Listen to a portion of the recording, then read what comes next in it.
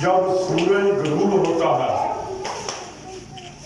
तो नए दिन का, नए महीने का आगाज होता है। अंग्रेजी महीना तो रात के 12 बजे, दिन 12 बजे बनता है, मगर ये दिन गुरूब आफ्ताब के साथ मुंसलिक है। ये महीने इस्लामी जो हैं ये भी 12 हैं। ये मुख्तलिफ मौसमों में आते जाते रहते हैं, मगर 12 रबीउल अव्वल या और नबी की पैदाइश, नबी की वफात, जो भी इस्लामी त्योहार हैं ये बदलते रहते हैं, मगर उस महीना जब भी आए उसकी वही तारीख पर वो जश्न होता है। तो ये 12 रबीउल अव्वल अब वो उसमें फरमा शुरू होने वाला है। तो ये रबीउल अव्वल की 12 तारीख, ये सुबह सहरी के वक्त, सुबह सहरी के वक्त जब फजर की अज़ान से पहले का वक्त है, फजर की अज़ान से पहले का वक्त है हमारे नबी मोहम्मद सल्लल्लाहु अलैहि वसल्लम का 12 रबीउल अव्वल इसको बताओ सहरी के वक्त, सुबह सहरी के वक्त, सहरी के वक्त। तो ये मुख्तसर बयान करता हूँ। पहले टाइम हमने प्रोग्राम ये स्कूल के बच्चों का शुरू किया था। आपने सर्च कर ली ना? दूसरा प्रोग्राम नहीं बना, ये स्कूल के बच्चों का प्रोग्राम है और उस प्रोग्राम के हवाले से थोड़ा सा मुझसे बयान करता हूँ नबी पाक सल्लल्लाहु अलैहि वसल्लम की जात की मुताबिक। बच्चे नबी पाक सल्लल्लाहु किसी ने पानी अलैहि पीना तो पी वसल्लम, ले। कुरान पाक में भी अल्लाह ताला का फरमान है, नबी पाक सल्लल्लाहु अलैहि वसल्लम का हदीसों में बयान है। अल्लाह का बयान कुरान पाक में है, नबी पाक सल्लल्लाहु अलैहि वसल्लम का बयान हदीसों में है। क्या है ये पंजाबी की? फिर आ गया मिलाद अल्लाह ताला दीवानी आ गई। चलो पढ़ लेना, पढ़ नबी लेना, पाक सल्लल्लाहु अलैहि वसल्लम, चलो पढ़ लेना, पढ़ लेना, इसके बाद ठीक है वो खिताब कर लेना। तो कोई कायनात ना वजूद में आती, ना कोई दुनिया बनती ना। पढ़ सकते हैं मगर हम स्कूल का मतलब मिला दें तो पंजाबी में तो हमने किसी को भी नहीं करवाएगी। हम बड़े तो कोई बात नहीं, पढ़ लो। कि नबी पाक सल्लल्लाहु अलैहि वसल्लम उम्मत में शामिल है, उम्मत में शामिल है।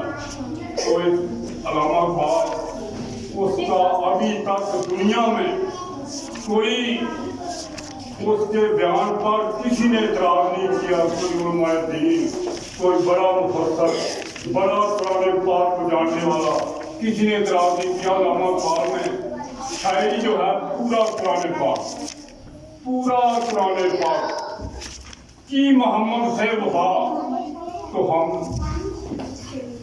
तेरे हैं। ये जहाँ क्या चीज लो कलम तेरे हैं।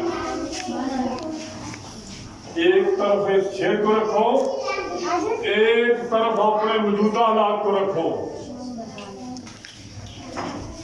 इंसान को अल्लाह ताला बोल रहा है कुरान पाक में कि तूने अगर मोहम्मद से वफा की, मोहम्मद के दीन पर चलो। वफा क्या है? नबी के दीन पर चलो, नबी के दीन पर चलो, वो वफा है, वो वफा है। तो नबी के दीन पर चलकर तो अल्लाह ताला ने फरमाया बंदों को कि मोहम्मद से वफा तूने तो हम तेरे हैं। ये जहाँ क्या चीज लोह कलम जब इंसान, जब कायनात बनी और क़यामत तक जो कुछ भी इसके साथ हुआ है वो लोहे महफूज में है, किस्मत मुकद्दर।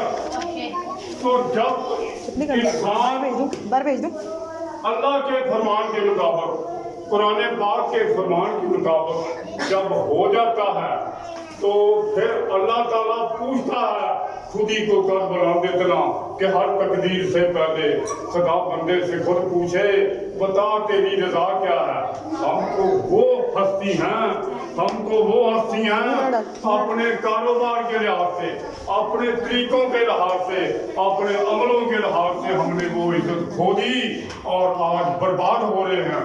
یہ بیماریاں کہاں سے آ گئی، یہ مہنگائی کہاں سے آ گئی؟ جیسی عوام ویسے حکمران.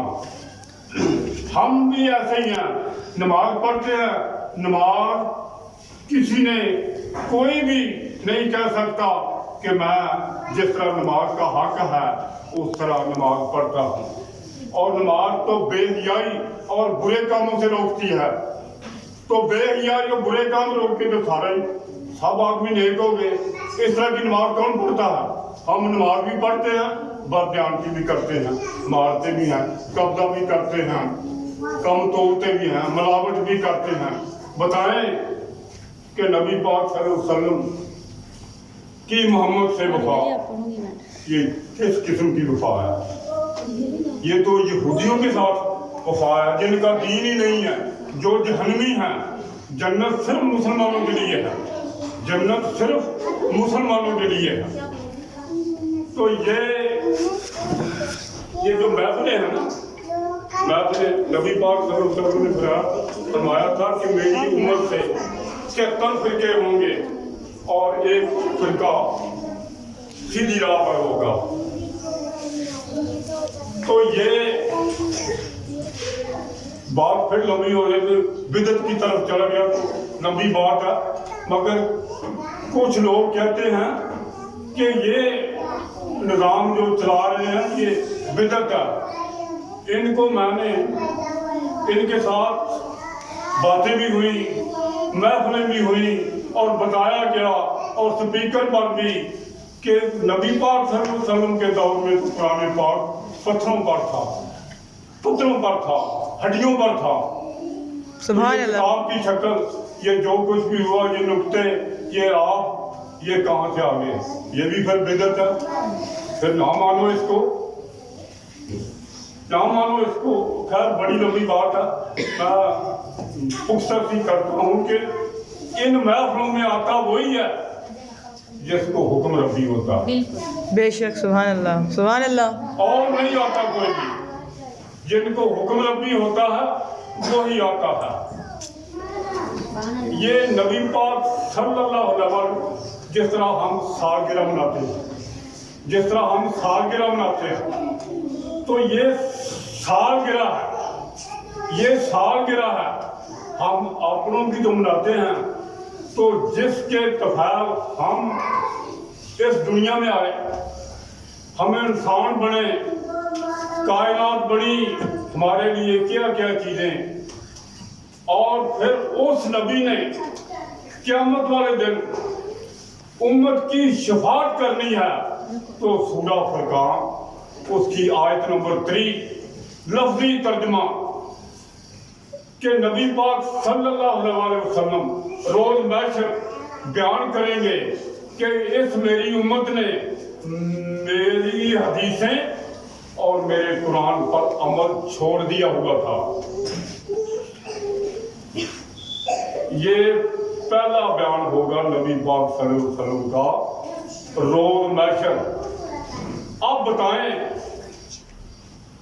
کہ جس امت کا گلہ ہو رہا ہے، شفاعت کہاں سے آ گئی؟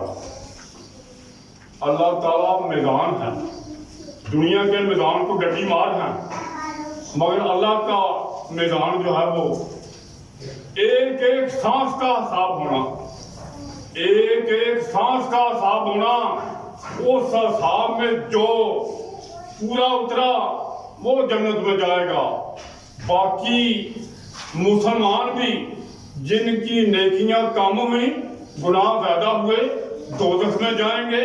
اس کے بعد جب حساب کتاب یہ سارا مکمل ہو جائے گا، پھر نبی پاک صلی اللہ علیہ وسلم سجدے میں جائیں گے. سبحان اللہ، اور سبحان اللہ.